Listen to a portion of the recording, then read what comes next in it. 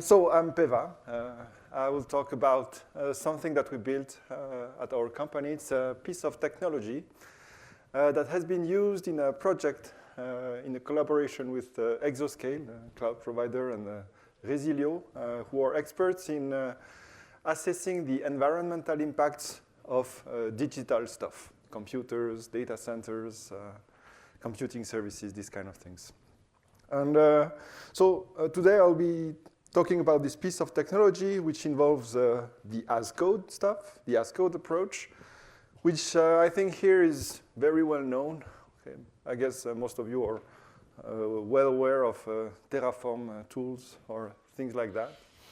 But maybe you're not well aware of how this can be applied to assessing the impact on the environment. And yeah, I'll try to make a bridge between these two issues. So first, what does it mean to compute an environmental impact? So here there are many ways to do that. Maybe some of you know about carbon footprint. That's one methodology. There is another one called life cycle assessment. And basically the idea is to consider the impacts of a product, say your computer, from the manufacturing of this computer to the usage of this computer and its disposal. Because your computer, it's made of parts. They have been manufactured in a factory somewhere. These parts have been transported. Some people have extracted raw materials from somewhere. You consume the electricity, so you have to take the impact of this manufacturing stuff. But when you use your computer, you consume electricity as well. If you use your computer for 5 years, it's not the same thing as using it for 2 years only. So you have to take this into account as well. And finally, at the end of life, you throw your computer in a bin. So if you're in a country where you have services that will take your computer and bring it to maybe some recycling factory or disposal, landfill site, okay, all of this has an impact.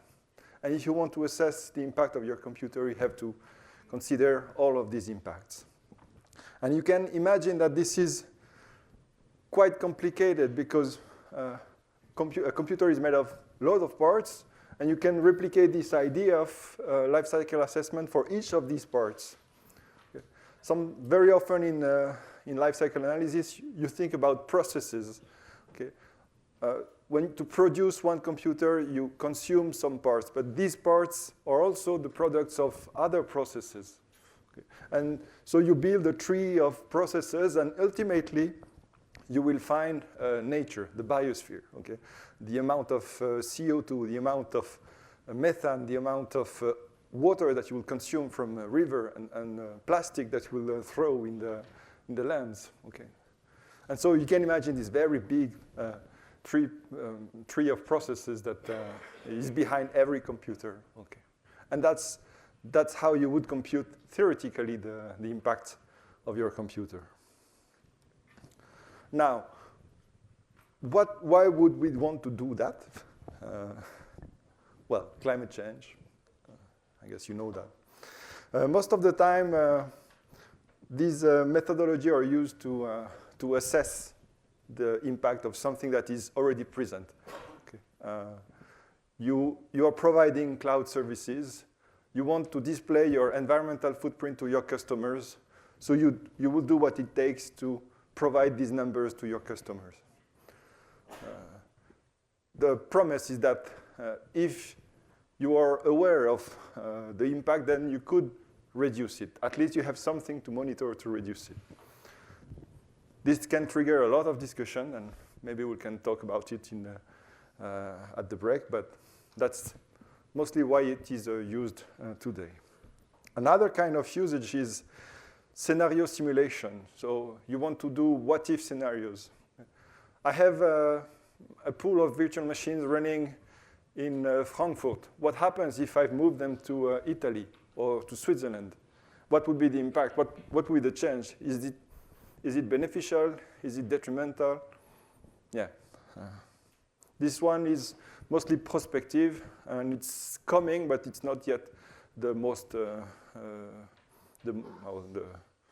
the common use case we see. Oops. And yeah, as I said, if you want to do that, if you want to assess the impact of a thing like a computer or a digital service, in theory, it's very complicated. Okay. One computer, if you do it, so there is a database of processes. There's about 20,000 processes. So you would need to describe 20,000 processes. These processes are maybe located in, some of them will be located in your factory. Some of them will be located in the factory along your supply chain. So you would need data to collect from your supply chain providers and along the way further. So this is very complicated. Here I have an example of a tree, of a part of a tree. And so people, they started to organize this complexity. So you have database, okay. Some people have, I would say, already prepackaged the impacts of some products, for example, a computer, and then you can reuse that in your own analysis. And what happens is when an analyst start working on an impact assessment, what he does or she does is specifying the perimeter, what's included, what is not included, make the inventory of all the things that go into the system, and for the things that are external to the system, she will rely on a database. Okay. And then the experts will discuss, okay, we have this amount of CO2 that has been used to produce this amount of computers. How this impact should be allocated to the customers who bought these computers. Most of the time, there are physical reasons to allocate in a certain way. Sometimes physics doesn't help, and you have to follow a convention that would be fair. So there's a lot of discussion in that part among experts, and they get very upset. So that was a 5 minutes introduction to life cycle assessment. And now, why the as-code approach? So it all started with a sort of horror story, slightly exaggerated for the storytelling, but based on the true event. We noticed that some analysts were working on so there's a tool called Cima Pro. It's a client that you install on your computer, like Excel. And so they were all sharing this single instance of Cima Pro. There was a server. This application is not multi-session, so each analyst has to reserve a slot. Okay, so I will be using Cima Pro from 10 a.m. to 11 a.m. to do my study. So you have a ticketing system. There's a one password that is shared to all the experts and then to all the world. I still know the password. And even the tool itself, it's really a visual tool. You have boxes and you have a form. You fill in the form. You click, and so there is no version control. You have a project. You copy a part of the project in another project, and once you've done all of these things, you export it in an Excel file that you share and do further stuff. And then you do analysis, and you will display some numbers to clients who will pay you for that. So you have to be sure about the numbers. And this it's quite complicated. So when I saw that, I was reminded of an ops working in the old style way, in a console, clicking, providing stuff, having its own custom scripts in its own file. Maybe that has been shared by his father and the father of his father or mother. And that's very complicated. And in the ops field, in our practices, we came up with this as code approach, which is well illustrated by Terraform. So Terraform, you all know.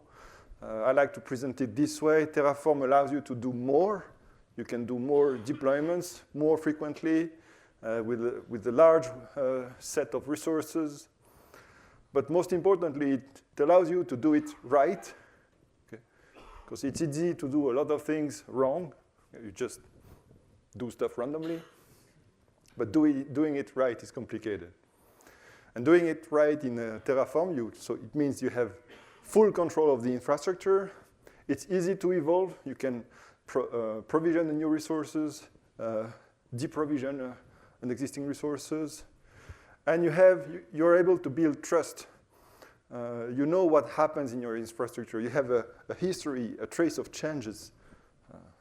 And all of this is made possible by this as code approach. You have a text file that describes that it's a declarative way to describe your infrastructure. And so people can review it.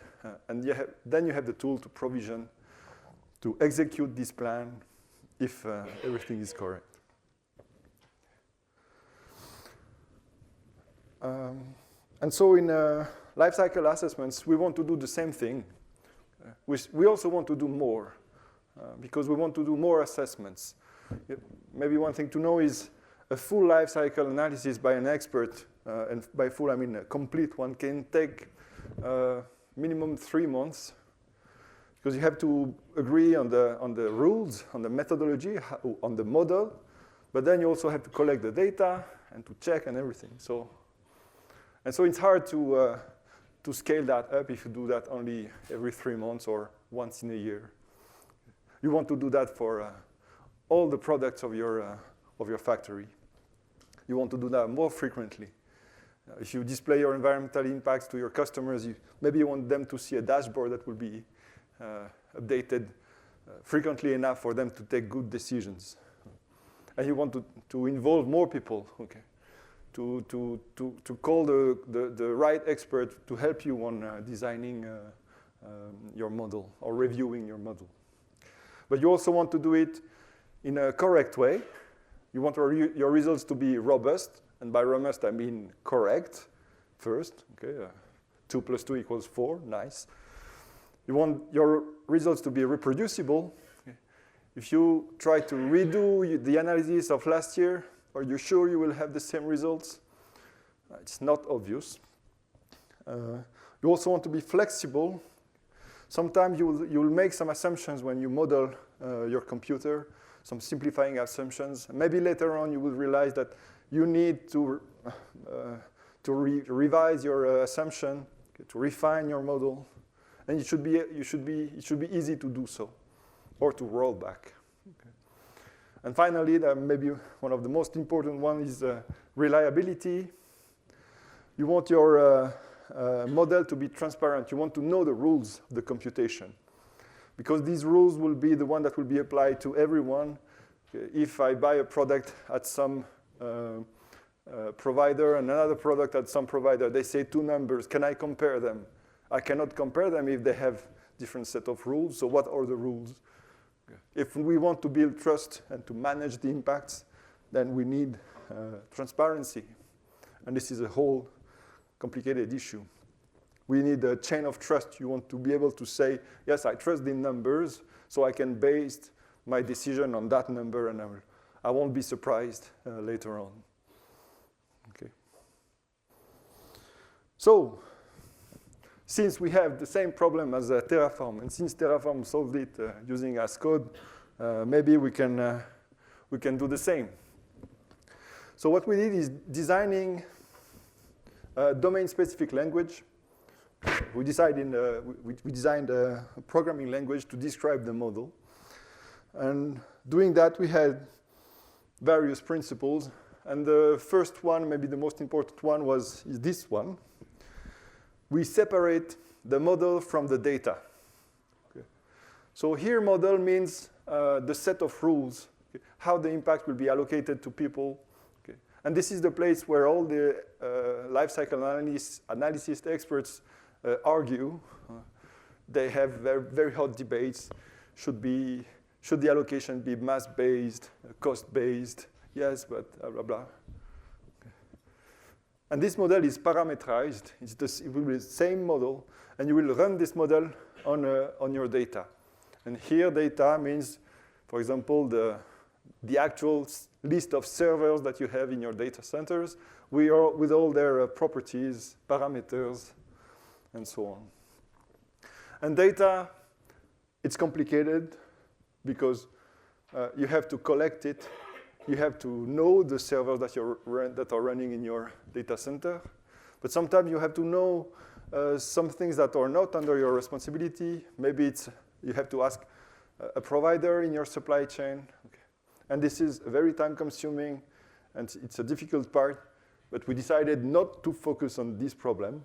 We focused first on making the rules transparent by designing this DSL. And when you have a model and the data, you can combine them, run them, get numbers, and hopefully get some insights on what's happening. Another principle that we had was in the design, we didn't want the user of the language to focus on how to compute things. Should I add X and Y and then subtract and divide? Oh, yes, but this one is in kilogram. I'm using grams. Yeah, so I have to divide by 1,000. No, we don't want to do that. We want them really to focus on the model or on this tree of processes. So here we have a process that produces something. And to produce this thing, it requires some inputs. And these inputs, they come from other processes, or they are raw inputs from CSV files, raw values. And that's it. Okay. The addition, the multiplication, the actual analysis, that will be performed by our tool. Okay. The numerical gluing is our business. You just focus on the model. So I'll just, yeah. So So what does it look like? Well, it's an open source project. It's called LCA as code. It's available on GitHub. So we have SDK available so it's written in Kotlin. We also have a CLI where you can run your assessment from the command line. And to better interact with the language, we also developed a plugin that you can install on IntelliJ or PyCharm or any tool from the JetBrains editor. And so I'm going to show you a small example. So imagine that you want to assess the impact of a mail service running on some cloud provider. So you have your mail service, and it runs on some virtual machines. You have a pool of virtual machines. And these virtual machines, they run on physical servers. Some of them are located in Switzerland. Some of them are located in Germany. The one in Switzerland, the servers are powerful. They're a big computing server, so they consume a lot of electricity. And the one in Germany are less powerful. But the thing is, the energy in Germany is more, pollutant, pollutes more than the energy in Switzerland. So it's not easy at first sight to decide, okay, where the impact of the mail service will come from most. You have big servers in a low polluting country, small servers, but in a high polluting country. So let's do a demo. And by this demo, I just want to show you that this diagram here is almost easy to visualize on the code. Okay. So here I have my process of mail service. It produces some service, the mail, and it consumes all the virtual machines that belong to this service. Okay. Now, if I go to the virtual machine, I see that it's a very simple process. It produces a virtual machine, and it consumes some resources from a pool of servers. Okay. Now, this pool of servers, it also consumes all the servers from this pool. Okay. And then finally, if I go to the actual server, it's a very simple model. The impact of this server all comes from the energy it consumes. Okay. But then you have two kinds of power supplies, either from Switzerland, where 1 kilowatt-hour is about 50 grams of CO2 equivalent, or from Germany, where the impact of 1 kilowatt-hour is 100 grams of CO2 equivalent. Okay. And then you can try to assess, and we have some basic, demo time. Yes. Okay. So here you have a view of the impact. Okay, on the left hand, on the leftmost part, this is the mail service, okay, and this is a Sankey diagram. You can see that you have a large chunk here that comes from the pool, from the performance pool, so the one located in Switzerland. Okay, and here, that's the basic pool, the one located in Germany. All the impacts ultimately comes from the electricity. And you can see easily on this diagram that, well, it was the Swiss part that got the larger chunk. Okay. Another thing that you can do is running some tests. Okay. So we have implemented the possibility to do tests. So maybe you want to say that, okay, I want to make sure that in this configuration, my mail service, the impact of my mail service is between 200 kilograms of CO2 and 800 kilograms of CO2. Okay, and when I run that, okay, I see an error. Okay, and it says that, well, you put kilogram here, but the indicator is in kilogram of CO2, so the dimensions don't match. But because we implemented also a basic typing constraint, okay, you have your quantities need to have the same dimensions. Okay. And now if I run,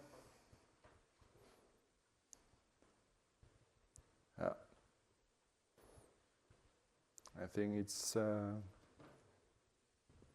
what's happening.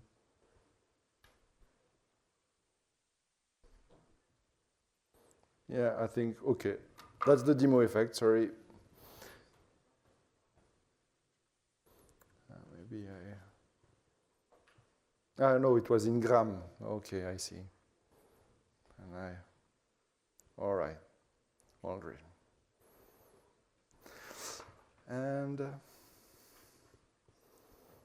yeah. So yeah, that was the tool, the language. You can see that you can describe your processes. We didn't see any computation. Okay, we didn't see I need to add that and that. In this model, the things were quite simple. It's a tree, but you have models with loops. Okay, so it's not easy to compute. There are some techniques behind.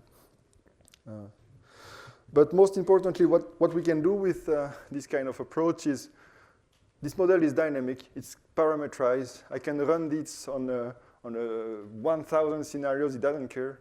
Okay. We can run contribution analysis as I've shown here. So it's quite scalable. Okay. Here it was in the editor, but we have the CLI, which can do the same thing. So you can do this kind of computation in CI.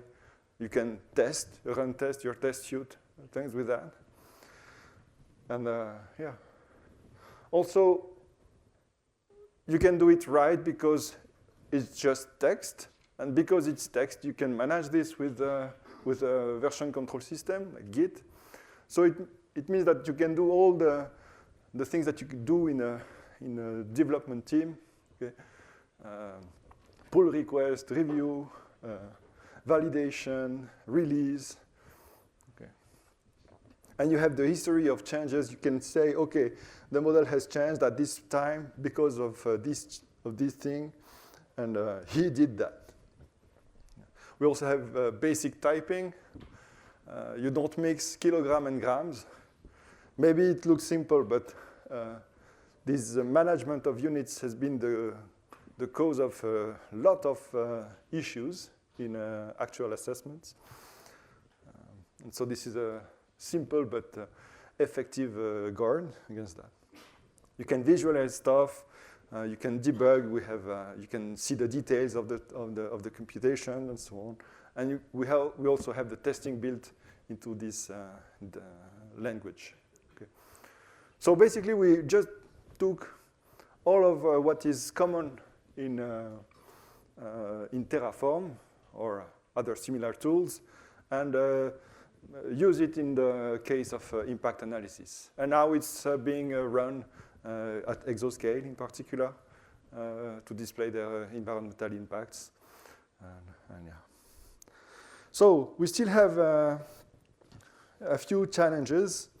So maybe the minor one, or so it's a DSL. Today, a lot of people, especially in data science, are doing Python. So we don't have access to the ecosystem of Python directly from the DSL, but it's easy to communicate by the CSV file and stuff. But yeah, that's one thing. Another thing is integration. Okay, we made a CLI and stuff, but how do you deploy a real computing engine in Kubernetes? We also did that with another project I can talk about later. So these are minor challenges because it's not trivial, but it's not extremely difficult either. A more difficult challenge is so transparency. Okay. Because I presented the DSL, we can now have a transparent model. If you open source your model, everyone can see how you compute things. But to get the number, you need the data as well. And the data is complicated. Why is it complicated? Well, complicated to collect, but it's complicated to be transparent about your data.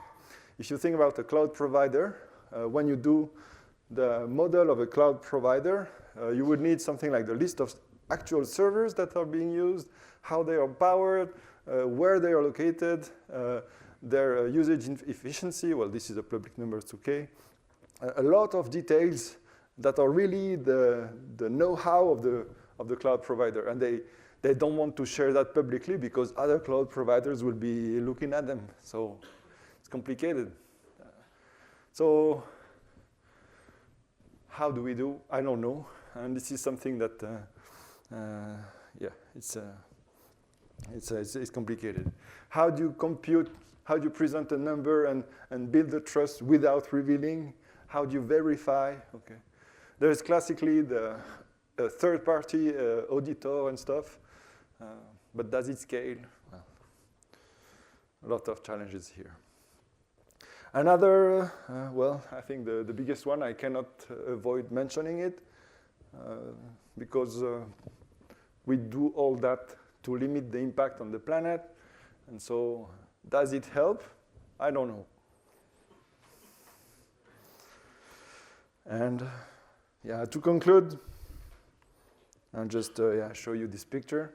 And if you have questions, happy to answer. Thanks very much, Peva.